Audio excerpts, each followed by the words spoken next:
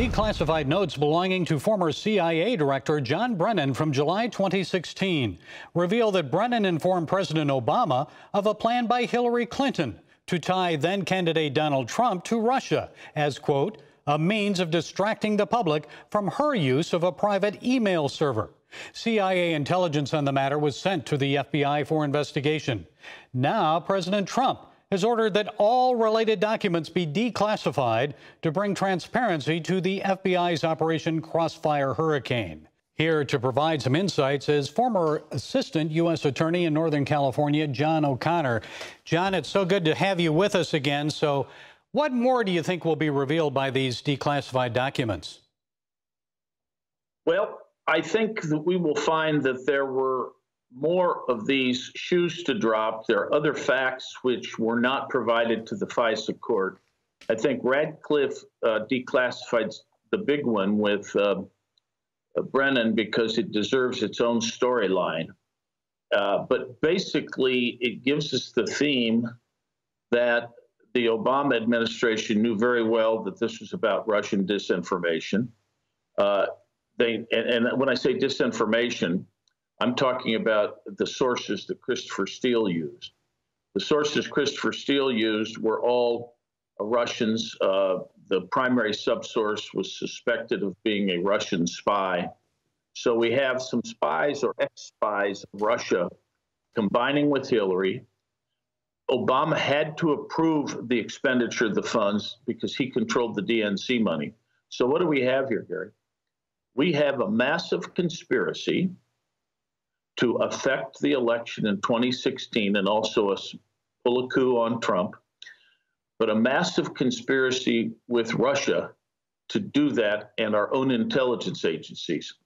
And that's the irony of it, that we've spent 3 or 4 years talking about how Trump supposedly colluded with Russia, where it was all a complete hoax. It's exactly the opposite is true, and it's very profound. Now, what I expect will happen in the future here, well, there will be more bits and pieces which are confirmatory, which confirm that the FBI did not tell the truth to the FISA court. There will be more and more details that will sort of break the back of this thing. Well, back to Christopher Steele. He's the former British agent on the FBI's payroll. What more can you tell us about that? Well, first of all, you just said it. The FBI willingly colluded, if you want to use that word, with Steele to produce this effect. And Brennan also was colluding, and Brennan was using Steele's information to go, for instance, to Harry Reid, who's known to be a leaker, to tell him. He briefed the Gang of Eight, trying to get this out into the press. So yes, there was a conspiracy here, and to a certain degree, it worked.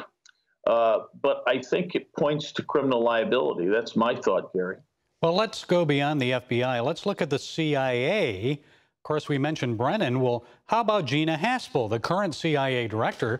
She was station chief in London at the time when the British allegedly helped to spy on the Trump campaign. So what's the likelihood that Haspel will willingly declassify those documents, turn over documents about CIA and British intelligence involvement in that effort, because it may not look too good for her? Well, that's right. And let me point you and your viewers, Gary, to the so-called Maltese professor that supposedly was the Russian-connected professor who started this whole thing by honing in on Papadopoulos, on George Papadopoulos, and telling him that the Russians had emails on Hillary. The Mueller people and Comey have always depicted him as being some sort of a Russian asset. That's always been nonsense. He's clearly a Western intelligence asset, very much connected to British intelligence. And at the time this whole thing started, British intelligence and American intelligence had formed an interagency group along with the FBI. So they knew that this, not only did they know that this professor was not a Russian asset, they sent him in there. And so you're going to find that the CIA folks overseas knew that this person was sent in there and that a false story was set up about him, because Crossfire Hurricane was therefore started on the basis of phony information, claiming that this guy was some sort of a Russian asset. He wasn't. And our current CIA director knew that. So that doesn't look too good for her. And of course, what didn't look too good for former FBI Director James Comey was his testimony on the Hill. He seemed to have amnesia there about Crossfire Hurricane and FISA. We haven't seen much from Prosecutor John Durham's investigation, just I think one guilty plea from FBI attorney Kevin Kleinsmith. So what do you expect will happen now?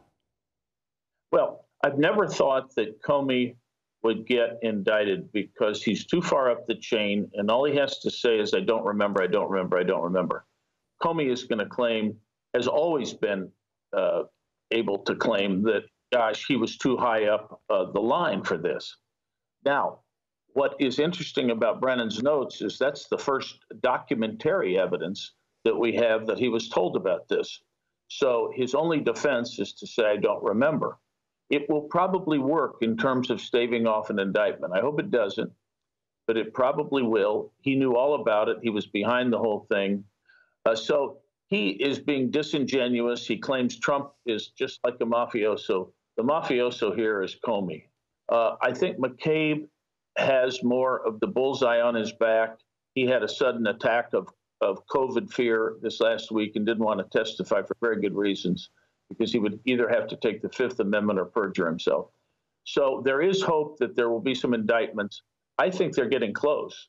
And I hope Barr does not let the election stand in the way. There's nobody that would be indicted that has anything to do with running for office. A lot more to come. It's like peeling off the layers of an onion. John O'Connor, former federal prosecutor in California, thank you for sharing your time and insights. As always, appreciate you. Thanks, Gary. Good talking to you.